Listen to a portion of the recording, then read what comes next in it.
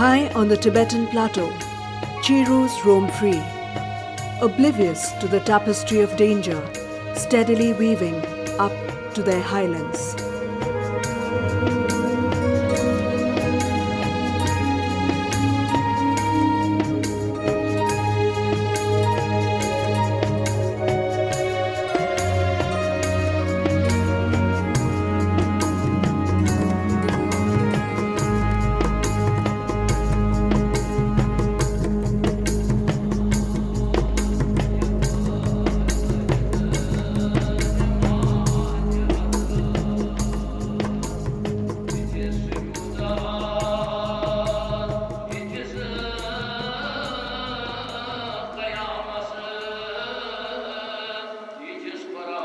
Fayaz lives in Srinagar, Kashmir, India's northernmost frontier.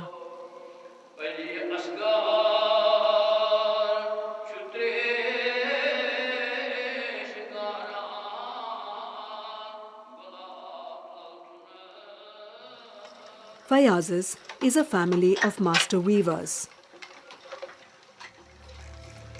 Once famed as makers of Shahtoosh shawls. They were elite among Kashmiri weavers, known for their highly evolved skill and nimble craft honed over 6 centuries. Though Shahtoosh is known to have travelled along the Silk Route between Central Asia and the Middle East, it was used mostly as warm lining in clothing.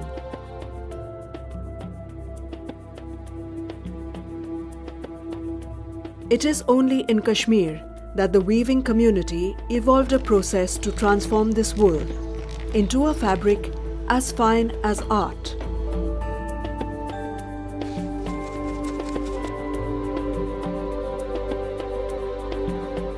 Shahtoosh is Persian for the king of wool. Its extraordinary fibre is just 1/5 the width of human hair.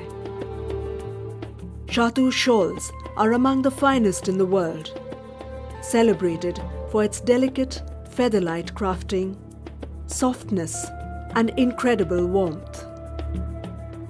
For several hundred years, these luxury shawls were sought by aristocrats and handed down generations as inheritance.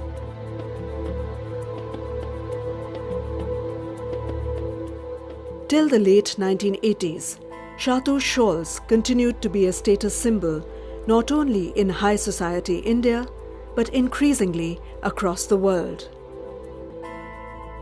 Priced between $800 to $5,000 in India, these shawls have been known to fetch up to $17,600 in the international market.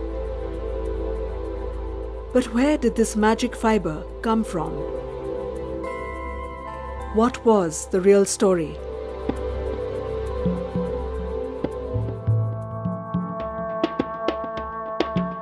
Tibetan antelopes or Chiru are found only on the Tibetan plateau, extending partly into a small area of Ladakh in India. The average altitude here is about 4,500 meters, and winter temperatures can dip to -40 degrees centigrade. These animals, related to the sheep family, have a thick underfleece which helps them adapt to the extreme cold.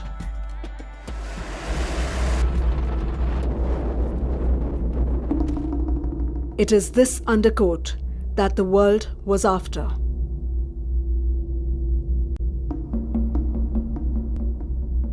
In the early 1990s, renowned wildlife biologist George Schaller confirmed the gruesome link between the fleece of the Chiru and this wonder yarn. At the time, up to 20,000 were found slaughtered on remote Tibetan slopes.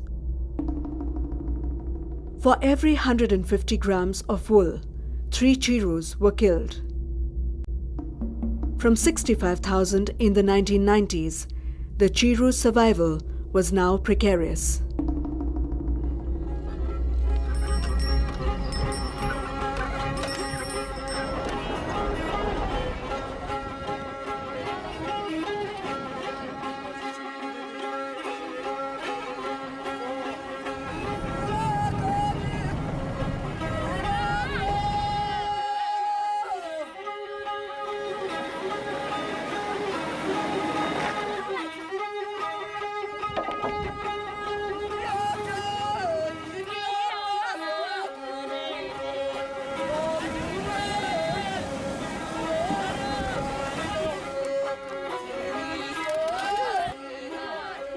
In 2000, a 4-member team from the Wildlife Trust of India did an undercover investigation in Tibet.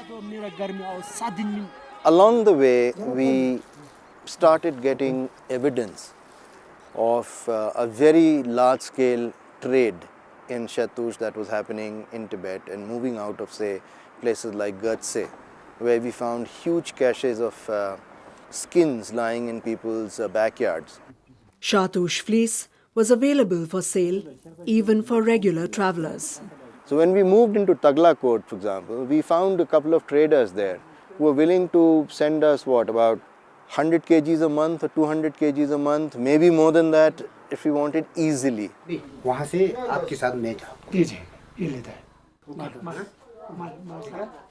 A lot of skins coming in from India to Tibet, for example, otter skins were going in there, and we could see in a huge market skins being sold.